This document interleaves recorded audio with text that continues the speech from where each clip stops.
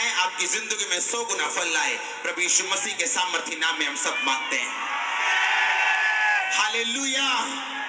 परमेश्वर की प्रेजेंस में आपका स्वागत है सबका। 3 जनों को बोलो, 3 जनों को, परमेश्वर की हुजूरी में तेरा स्वागत है।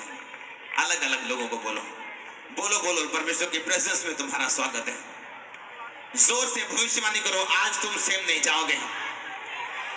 आमीन। तारीफ करो फिर से परमेश्वर की। सब जन बैठ जाओ। सब जन अपनी बाइबल खोलेंगे। उत्पत्ति पहली पुस्तक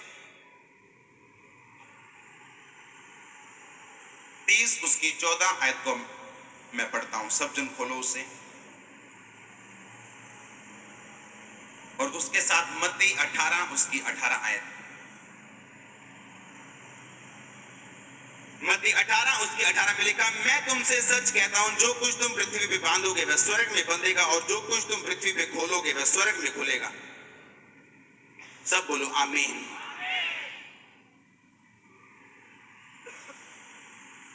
क्या कहा परमेश्वर ने? जो कुछ तू धरती पे बांधेगा वो कहां बंधेगा? ऐसा नहीं लिखा होना चाहिए कि जो कुछ तू स्वर्ग पे बांधेगा वो धरती पे। लिखा धरती पे जो बांधेगा वो कहां बंधेगा। यानी स्वर्ग से जो निकलता है, स्वर्ग से जो आता है या जो आना बंद होता है, वो कहां से शुरू हुई? उसकी शुरुआत इस धरती से। कितने मेरी बात को समझ रहे हैं?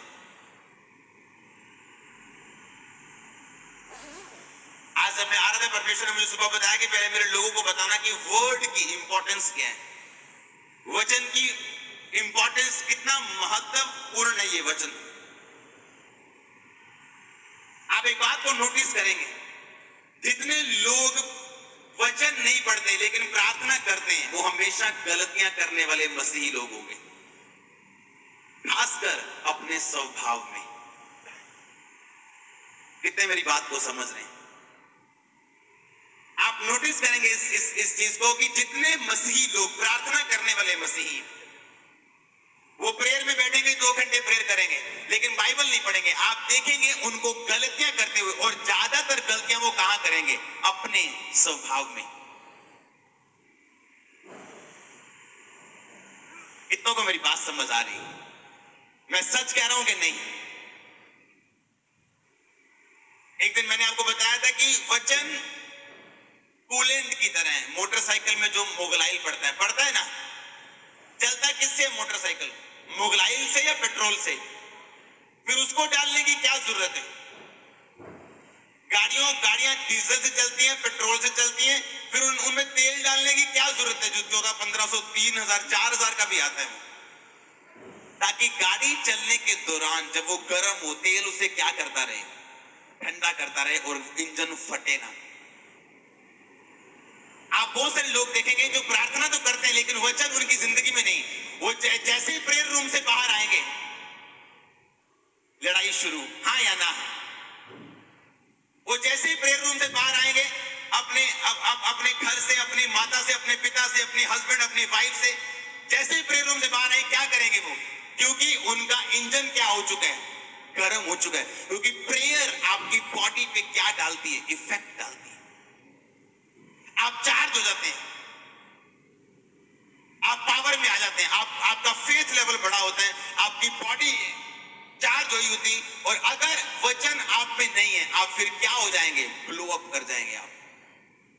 गाड़ी गर्म हो जाती है ना, धुआं छोड़ती, वे बोलते हैं इंजन गर्म हो गया, इंजन गर्म हो गया। अपने इंजन ठंडे रखो अगर लंबा चलना है तो। कितने मेरी बात समझ रहे हैं? इसीलिए मैं आपको वर्ड ज्यादा देता हूं आजकल। इस संडे कौन कौन चर्च में थे? क्या हमने हीलिंग्स नहीं देखी? चमत्कार नहीं देखे?